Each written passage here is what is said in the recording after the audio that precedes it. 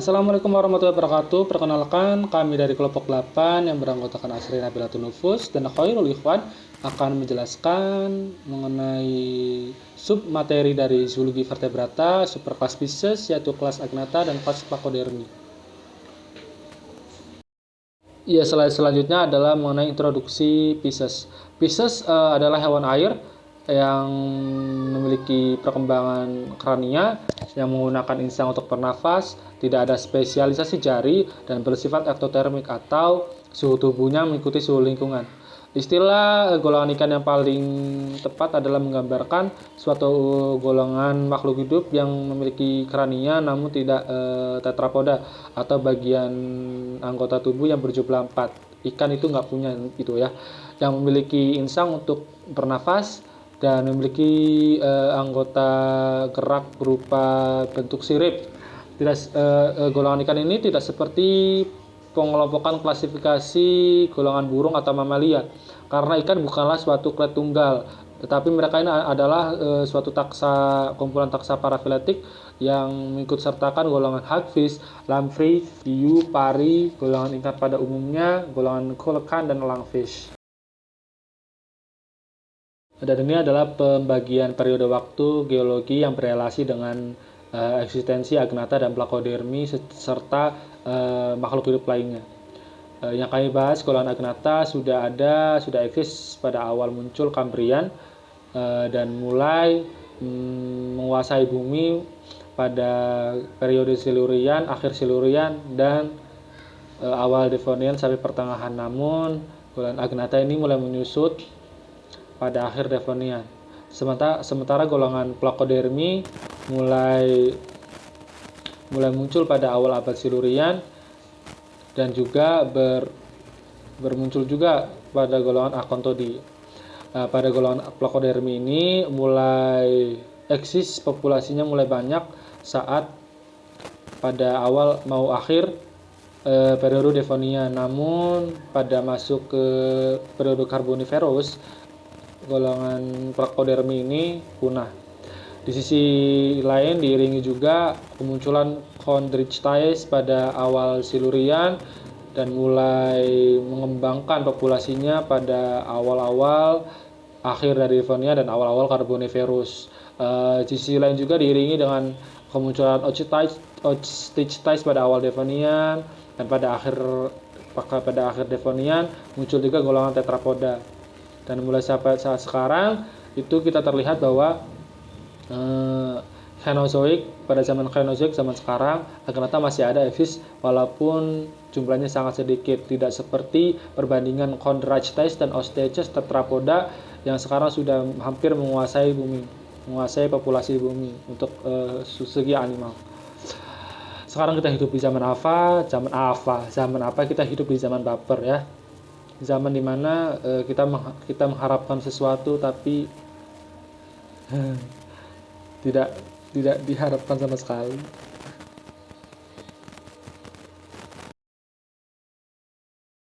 Iya, slide selanjutnya adalah scientific classification mengenai Agnatha. Agnatha ini memiliki groups include yang berupa Cyclostomata yang sekarang masih ada, dan golongan yang sudah punah yaitu golongan Conodonta, Pteras dimorphi, Melochromidae, Hyloculidae, Loganellidae, Cephalostimorphi. Dan golongan yang masih hidup sampai sekarang, golongan Cyclostomata ini menurunkan 2 golongan juga, kelas yang menurunkan kelas Myxini dan Hyperotrochaltia. Myxini atau Hagfish dan Hyperotrochaltia atau lamprey.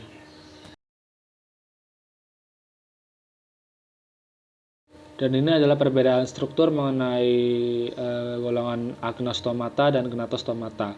Terlihat di sini pewarnaannya, lihat pewarnaannya bahwa pada golongan Agnatha itu first gill arch-nya belum menjadi suatu rahang, sementara golongan Gnatostomata first gill arch-nya sudah berkembang menjadi rahang.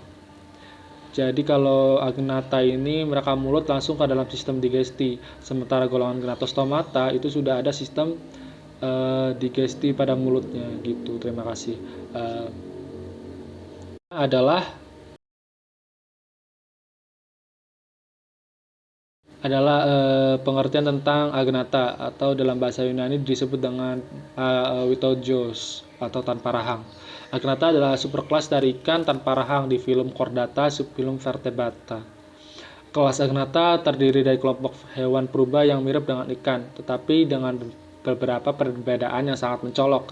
Agnatha ini mereka seperti tidak ada rahang ya, dan sirip berpasangan. Mereka itu kurang dengan itu.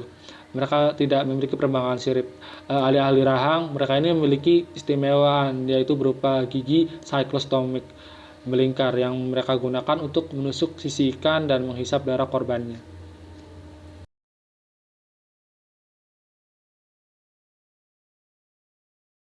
Dan ini adalah klasifikasi dari Agnatha. Agnatha terbagi menjadi dua kelompok kelas juga, yaitu kelompok Myxini atau hagfish dan kelompok Cephalus dimorphi atau lamprey atau juga Hippotratia. Persamaan dari kedua ini adalah mereka tidak memiliki rahang dengan osifikasi internal dan sisik yang berupa tidak terlalu berkembang baik juga, dan tidak ada sirip berpasangan. Kedua kelompok berbagi ini memiliki fungsi insang mirip coral-like dengan tubuh seperti belut. Perbedaan kedua kelompok itu secara morfologis sangat berbeda. Hagfish tentu paling sedikit diturunkan dari keduanya. Maksudnya adalah lebih purba. Sementara lamprey mengandung banyak karakter morfologi turunan yang menempatkan mereka secara filogenetik lebih dekat ke Gnathostomata daripada ke hagfish. Jadi lamprey ini lebih maju, lebih perkembangannya lebih baik daripada hagfish.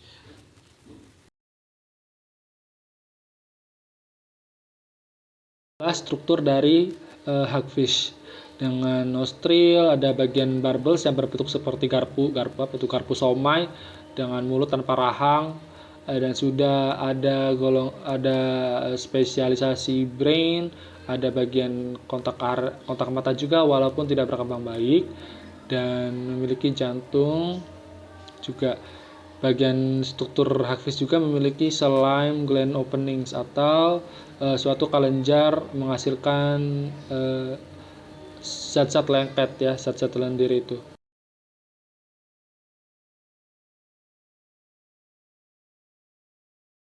Ciri-ciri hagfish adalah seperti bentuknya seperti belut dengan badan ramping dan berlendir, memiliki sirip ekor dan tidak ada sirip punggung.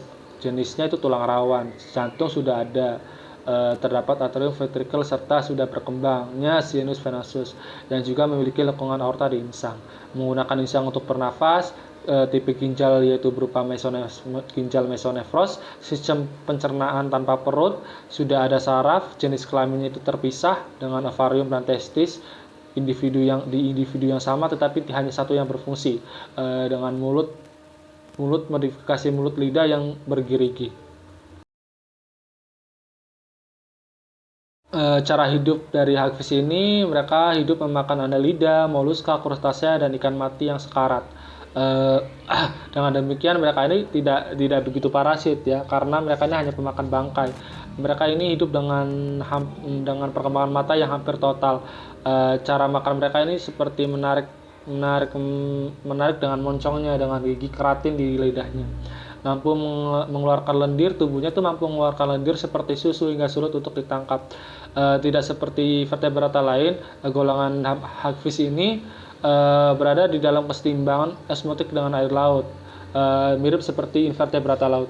Hagfish juga memiliki beberapa keanehan anatomis fisiologis lainnya, yaitu berupa peredaran darah yang bertekanan rendah yang dilayani oleh 3 jantung aksesori di samping jantung utama yang diposisikan di belakang insang.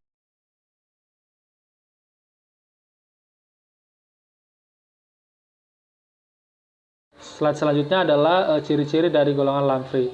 Lamprey ini sudah ada sirip di tengah tubuhnya, yaitu dorsal fin, dengan komposisi berupa tulang rawan, mulut berbentuk cakram lidah dengan pengisap dan gigi keratin sudah berkembang baik. Ini seperti mengisap debu menurut saya.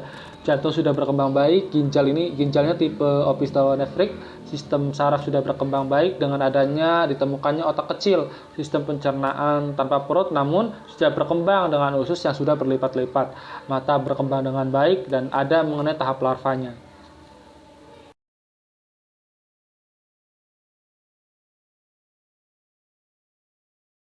Ya, slide selanjutnya adalah cara hidup dari lamprey. Lamprey ini ketika mereka melakukan pemijahan berkembang biak, mereka akan naik ke air tawar atau air sungai. Lamprey ini bersifat parasit ya, dengan menempelkan mulutnya ke dalam inang yang ingin dia makan dengan cara menyedot cairan-cairan tubuh pada inangnya. Lamprey ini memiliki zat antikoagulan ke dalam luka gitu, sehingga mampu memakan inangnya gitu dengan cara menyedot. Ini seperti menurut saya vampir vampir lautan. Hati-hati tuh, sedot lu, sedot kamu.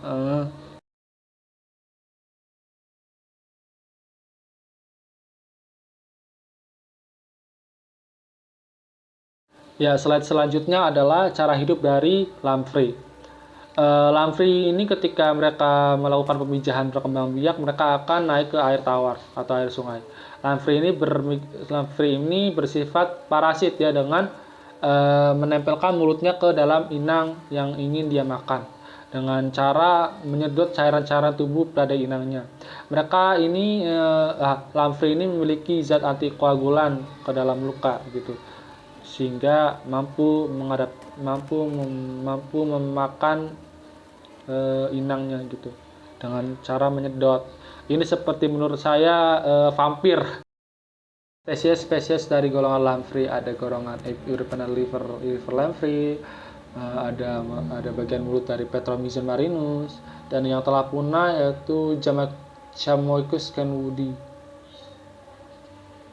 Ya, slide selanjutnya saya serahkan ke bagian plakodermi kepada Asri. Terima kasih.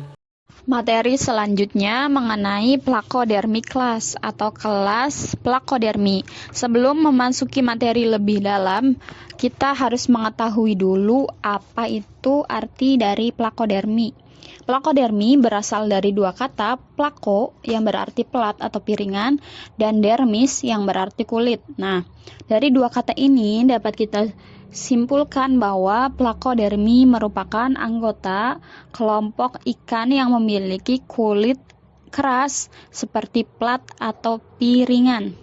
Plakodermi adalah salah satu anggota kelas dari superkelas Gnatostomata atau kelompok vertebrata berahang. Plakodermi ini merupakan ikan purba atau ikan primitif yang berahang keras dan telah punah, memiliki plat-plat tulang keras, dan hidup pada masa Silurian hingga akhir periode Devonian. Nah, bisa kalian lihat dari gambar, itu merupakan beberapa gambar dari spesies plakodermi. Dari kelas plakodermi ya. Plakodermi atau plakodermi sering disebut sebagai peralihan dari ostrakodermi. Apa sih ostrakodermi? Yaitu hewan berpelat sisik namun tidak berahang. Namun bedanya ostrakodermi dengan plakodermi ini terletak pada sisik dan rahangnya. Pada plakodermi sisiknya lebih besar atau lebar-lebar seperti plat. Pada ostrakodermi sisiknya berpelat sisik namun kecil-kecil. Dan pada ostrakodermi juga tidak memiliki rahang. Kemudian plakodermi ini sering disebut peralihan dari ostrakodermi dan juga ikan-ikan tingkat tinggi yang telah mempunyai rahang. Hewan ini sering dianggap sebagai nenek moyang kelas-kelas hewan yang sudah maju atau tingkat tinggi. Kenapa? Karena di antara keduanya ini memiliki beberapa kemiripan sehingga sering dianggap sebagai nenek moyangnya kelas-kelas hewan yang sudah maju atau tingkat tinggi. Kemudian plakodermi juga merupakan kerabat terdekat dari ikan bertulang rawan yang masih hidup. Nah, golongan ikan bertulang rawan ini ada ikan hiu, diantaranya ada ikan hiu dan ikan pari-parian ya. Kemudian selain itu juga plakodermi ini memiliki rahang pemotong yang besar namun tidak memiliki gigi asli. Nah, dapat dilihat dari gambar itu merupakan fosil hasil temuan dari ahli fosil dari plakodermi. Pada bagian mulutnya itu hanya memiliki biting blade atau rahang pemotong, tidak memiliki struktur gigi. Selanjutnya ada karakteristik dari plakodermi kelas atau kelas plakodermi. Yang pertama, kebanyakan tinggal di dasar laut atau di bagian bawah. Kemudian kebanyakan hidup di substrat atau dekat substrat di bagian sedimen dasar. Nah, kebanyakan dari plakodermi ini sukanya tinggal di bagian dasar laut tadi atau substrat yang di bagian tanah berpasir, berkerikil, berlumpur seperti itu ya. Intinya di bagian dasar atau di bagian bawah laut. Sebagian besar merupakan predator atau pemangsa, kemudian memiliki ukuran yang besar. Contohnya ada spesies Dunkleus teus tereli yang memiliki panjang 6 meter atau 20 kaki. Nah, menurut beberapa ahli menganggap bahwa plakodermi atau plakodermi ini merupakan super predator vertebrata pertama di dunia. Kenapa? Karena plakodermi ini adalah predator yang memangsa predator, jadi disebutnya super predator. Sebagian besarnya juga merupakan perenang aktif ya, meskipun ukurannya besar, namun plakodermi ini merupakan perenang yang aktif, bukan perenang yang pasif.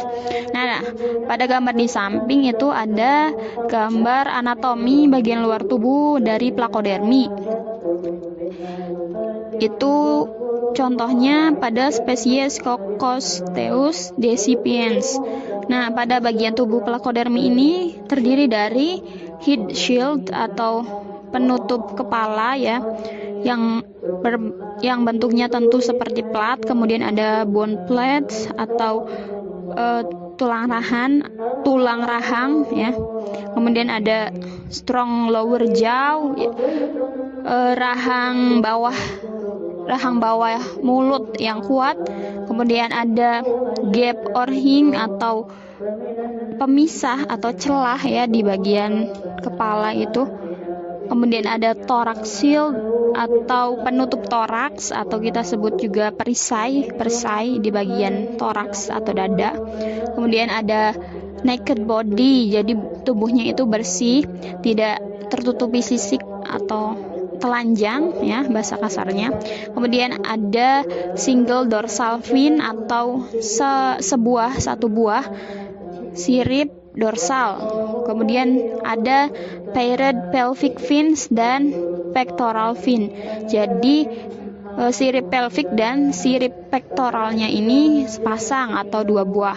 Kemudian memiliki long heterosersal tail fin atau sebuah sirip heterosersal, sirip ekor yang heterosersal yang bentuknya menjorok seperti itu, lebih panjang ke salah satu arah seperti itu ya. Kemudian ini ada gambar Devonian fish ya, atau Dunkleus teus tereli, ikan pada masa Devonian yang memiliki panjang seperti bis sekolah. Besarnya ini sama dengan bis sekolah jika dibandingkan tuh ya. Kemudian sebelahnya lagi ada seorang paleontologi atau ahli fosil. Dia ini Dave Dunkel yang menemukan fosil Dunkleus teus tereli tadi. Selanjutnya ada klasifikasi dari plakodermi. Ini klasifikasinya Kingdom Animalia, memiliki filum Chordata dengan infrafilum atau superkelasnya berupa Genastostomata, kelasnya plakodermi. Nah, kelas plakodermi ini memiliki beberapa ordo di dalamnya, yaitu ada Antiarsi, kemudian Arthrodira, ada Brindabella spida, Petalictida, Pilolepida, Pictodontida, Rhenanida, Acanthothoracea, dan ada dua yang masih kontroversi karena belum ditemukan bukti-bukti yang kuat lagi, itu ada ordo Pseudopetalictida dan Stensiolida. Nah, klasifikasi ini dirujuk dari McCoy tahun 1848, autornya ya. McCoy.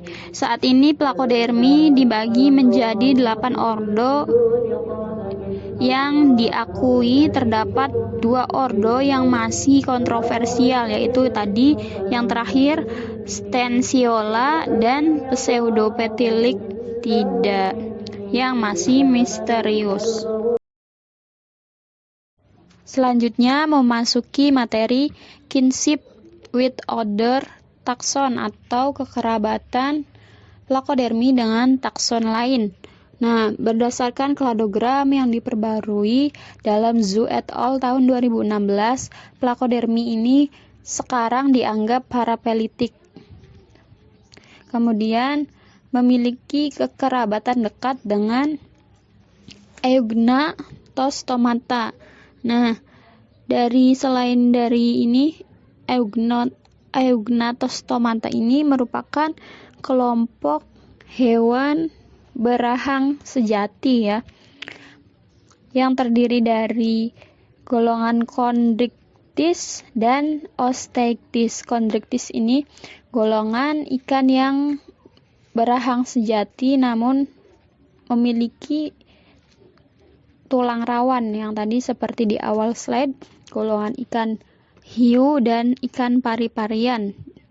Sedangkan Osteichthyes ini adalah golongan ikan yang memiliki tulang sejati namun berahang. Contohnya ada golongan ikan mas, ikan kakap, ikan marlin dan sebagainya. Kemudian selanjutnya ada contoh-contoh spesies dari masing-masing ordo plakodermi.